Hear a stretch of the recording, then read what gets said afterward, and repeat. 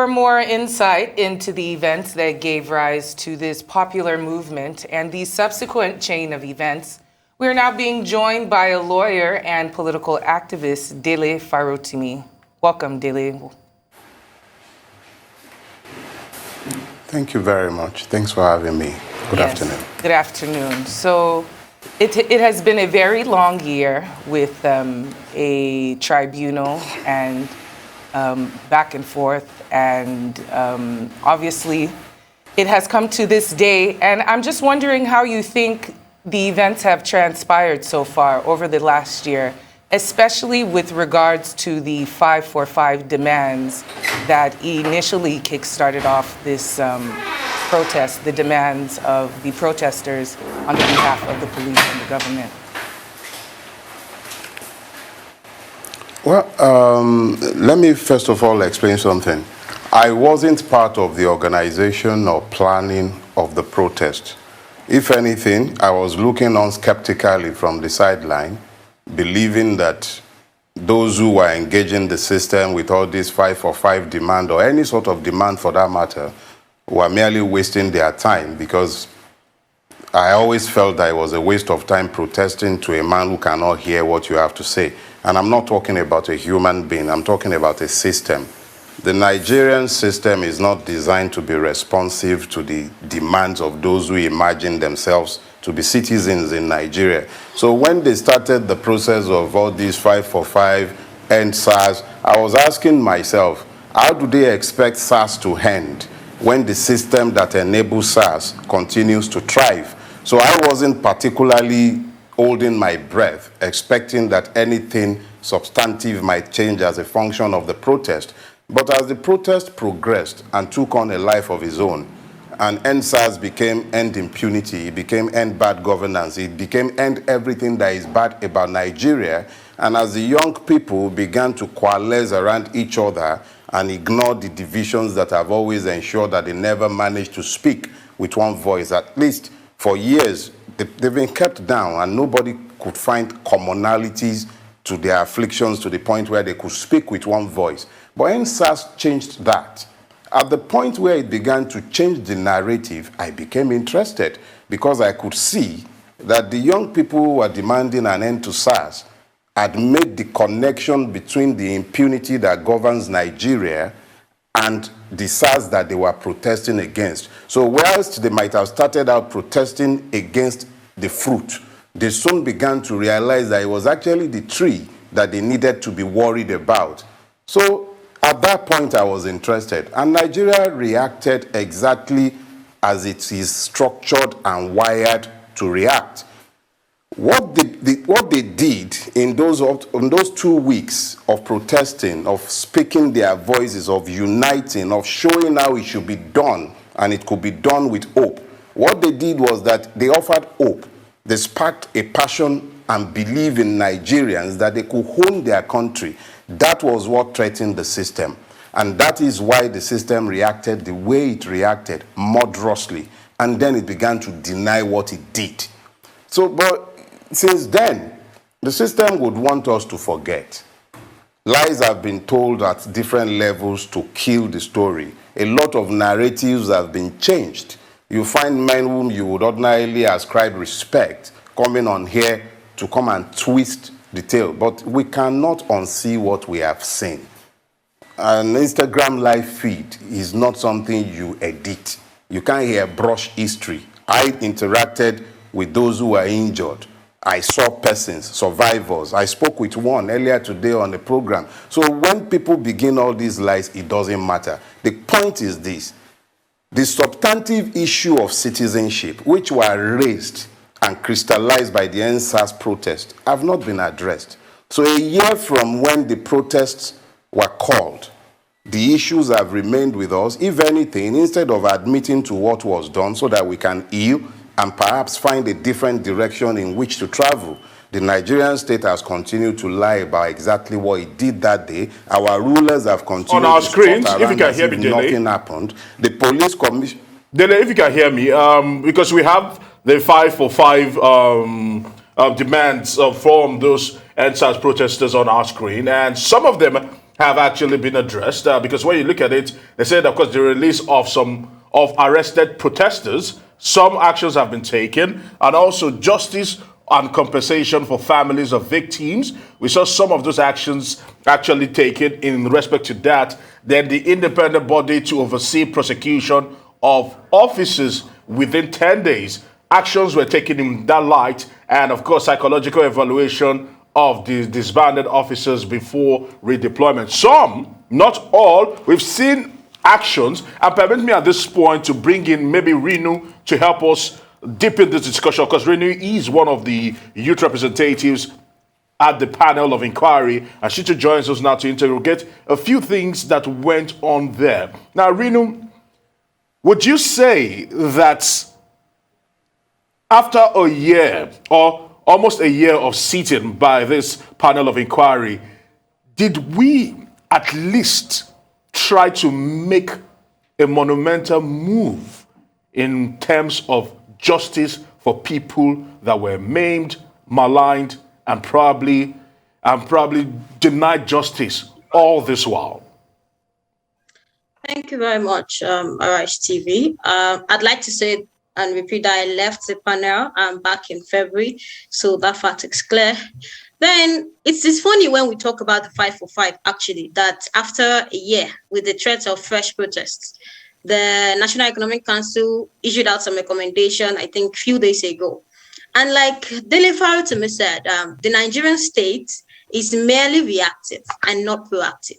If young people did not come out on the streets, these recommendations would not have been issued. I was saying on one of my speaking engagements this morning that the Nigerian state do not see the need to improve policing systems in the country. And that is a fact. You can see that because we cannot notice any improvement in the way the Nigerian policeman handles civil relations and relationships with members of the public ever since last year. It is disgraceful. And the only instrument they are afraid of is the media, which they are trying to gag right now. It's a known fact that panels set up in the country, even before the protests, including the presidential panel, I like repeating, their recommendations are yet to see the light of the day. With the Nigerian government, let us embark on the path to policing reforms, or will it, as usual, we ignore the reports, throw them under the table, and continue to profit from the humiliation of the Nigerian citizens? What am I even saying? You were just showing reports from the live protest that is currently happening all over Lagos and even Nigeria. And we could see how Nigerian citizens are being humiliated. What is the value of the life? Reno, my question to you is this. I'm continuing. This end-SARS protest started due to a wide-ranging reason. But the most encompassing fact is that people did not believe the government any longer. Now, some of these panels have offended, but did they succeed in restoring hope back? Or did they just reinforce the thoughts that justice did not get meted out to corrupt police officers in Nigeria? I'd like to say that one of the 5 for 5 was psychological evaluation for SARS officers in the country. And another one was the release of peaceful protesters all across Nigeria. Till now, over 1 year, peaceful protesters are still in jail all over the country. A 17-year-old teenager gave birth in prison a few months ago. She was just walking by the end-SARS protest and she was arrested and put in jail.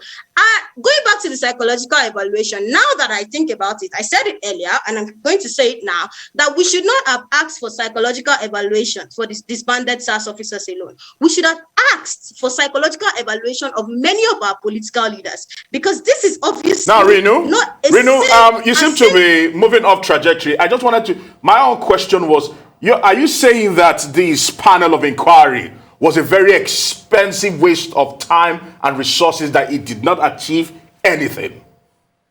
My question is that the panels of inquiry, my answer is that the panels of inquiry do not end at the reports, do not end at the recommendation. What about the implementation? No matter how meager the amounts we are paying victims for the injustice meted out to them, but are we letting the criminals who got them in this situation in the first place, the criminals in police uniform, go with a pat on the back? The Lagos panel said that so many of the police officers that committed these crimes were actually nowhere to be found. The Nigerian police force cannot find its own police officers who got Nigerians in disastrous situations in the first place. Are we making sure that we set systems that ensure that cases of police brutality are reduced drastically. Ever since the last 1 year, can we say, if we conduct a survey, that cases of police brutality have reduced in the country? My question, are our policy makers focused on ending police brutality, or are they just setting up panels to whitewash their own image and gaslight the Nigerian citizenry? Right. All right, Renu, thank you for that one. Mr. Farotimi, you were talking earlier about the poisoned tree cannot bear fruit that is not poisoned. Can we get into that and discuss more solutions? A panel of inquiry has been set up. No time for implementation has actually occurred. Are there any other suggestions that you have apart from what has already been done to help this poison tree, as you explain it, from the top to the bottom? See, my people have a proverb. I love speaking in proverbs sometimes. They speak to the abandonment of the cure for leprosy in pursuit of a cure for ringworm. Reno has made the case beautifully. Nothing has changed. Nothing of substance has changed. The panels have sat, but as she has rightly pointed out, history is beginning to appear to suggest that the panels have merely been employed as a tool to buy time and to gaslight, because the political will to do the right thing is simply not there. I have said, and I don't know if time will permit us to deal with this, but if you come before a tree and you find that the tree is bearing the kind of fruit that you do not wish to eat. Imagine that you have a mango tree and you have intolerance for mango, you prefer to have oranges. You can curse that tree, you can cast and bind and pray and fertilize it. It's not going to give you oranges. You have to cut down that tree and plant the one whose fruit you intend to eat.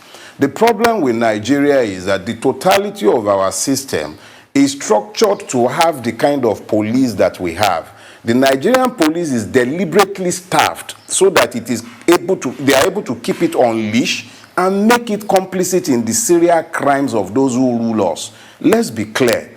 The kind of images you have shown on TV today, the swagger with which Akim Odumosu is determining who is supposed to be freed from his captivity in the Black Maria, is suggestive of a fascist state. So we can sit down and speak Dogon Turenchi and try and make it seem like maybe if we had some reform or the other, something would change. You cannot reform this evil system.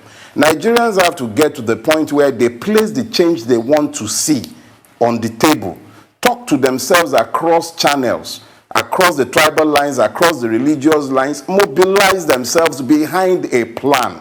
The difference between anarchy and a revolution is the presence of a plan. Anything that takes Nigeria away from its current trajectories is a revolution. Whether that be through the electoral process, if they allow that to work, or through the people organizing themselves and looking the likes of Akim Odumosu in the face and telling them that we are citizens. If we have to win the right to be citizens, we will. But we must understand that reforms are not going to do anything here. A year after the fact, the state is still denying what it has done. And it has told sufficient lies to establish the truth.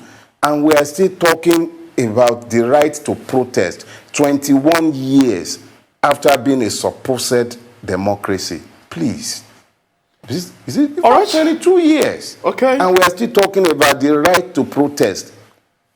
Please. Okay. That is not to do the magic. It has to be a root and branch review of the Nigerian system. All right, Renu, we've heard Dele articulate some of the problems, and he's spoken about the poison tree or maybe the poison chalice.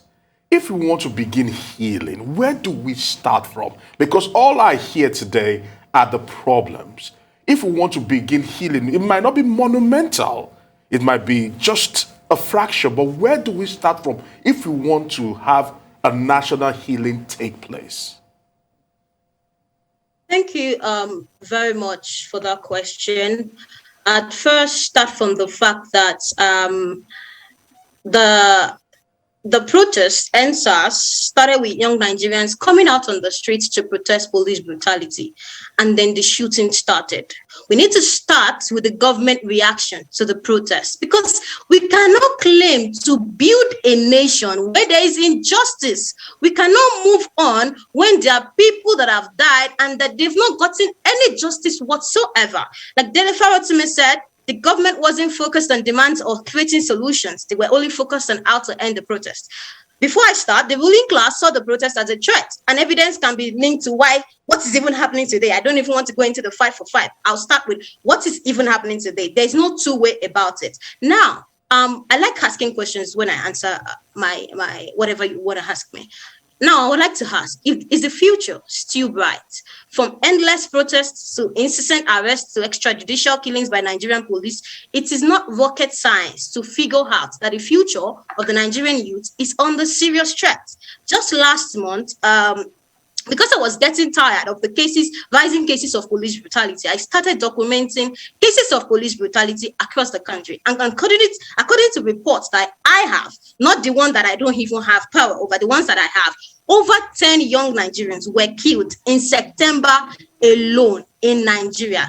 Our future is looking bleak thanks to a government that lacks vision and sound judgment, a government that is founded on lies and deceit. Nigeria says young people, the children of today, the youth of today are the leaders of tomorrow. However, we are getting killed off today. Nigerian youths want a future where we can look back and not regret living, a future that we can be proud of. However, that future is being mortgaged and sold off to the highest bidder.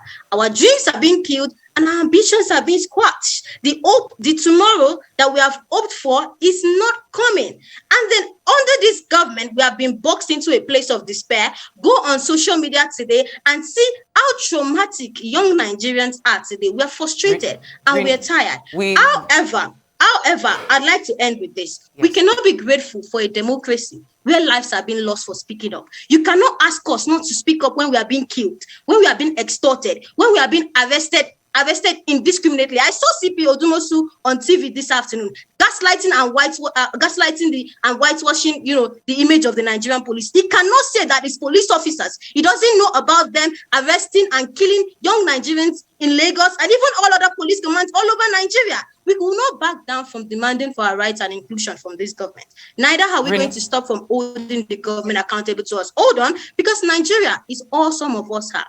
Nigeria is all we have, and we have a right that demands that it works for all of us, not just for the children of the rich or the politicians or the elites. Nigeria has to work for everybody. Thank you. Renu, for that spirited, discussion, thank you very much. But Mr. Farotimi, really quickly, in the same breath, there's a saying that we stand on the shoulders of giants, and being a member of the youth, and you having been in this field for quite a while, you must have seen some things in your time that might have been reminiscent of what has happened in the past year. From your stance, how can healing come about? What are the processes and what are the steps that can be taken to bring about some kind of healing or some kind of common ground as things are still quite tense? Let me say this. You cannot have peace without justice. No matter what you do, no matter what you try, no matter the amount of force you are able to bring to bear in seeking to enforce your will, if you do not give justice, you cannot have peace. As I speak with you this morning, a year after the killings at the Lekki toll gate, the Nigerian government continues to deny what it did there. So there is no accountability. If there is no accountability, there obviously couldn't have been any justice. So today, the all-pervasive feeling in the land is that there is no justice, and justice has not been done. That's one. The second thing that we need to also clear up is this. However brilliant a doctor might be, if he misdiagnoses a problem, he will usually end up treating the wrong disease and then probably killing the patient. The Nigerian situation is one where we have presumed a lot of things, accepted words at their face value. Nigerians have accepted at face value for a long time that we are in a democracy. We've had 22 years of telling ourselves that lie. It is time we started interrogating the content of what we call a democracy in Nigeria. We've also for a long time presumed citizenship to ourselves, but we must also now begin to interrogate the question, are we truly citizens? To cut a long story short, I am of the firm opinion that until such a time as when Nigerians confront this system without blinking, making clear, not confronting without a plan, not confronting without understanding, confronting this system to demand equality of citizenship, demand equality under the law, demand the rule of law and accountability. We can't have peace in Nigeria without justice.